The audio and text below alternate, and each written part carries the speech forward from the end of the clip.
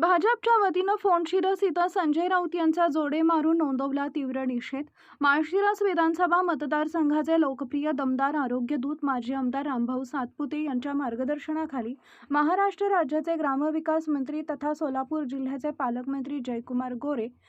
यांच्याबद्दल शिवसेना उद्धव बाळासाहेब ठाकरे गटाचे खासदार संजय राऊत यांनी केलेल्या बेताल वक्तव्याच्या निषेधार्थ माळशिरस तालुक्यातील फोंडशिरस या ठिकाणी भारतीय जनता पार्टीच्या वतीनं संजय राऊत यांच्या फोटोला जोडे मारून तीव्र असा निषेध करण्यात आला.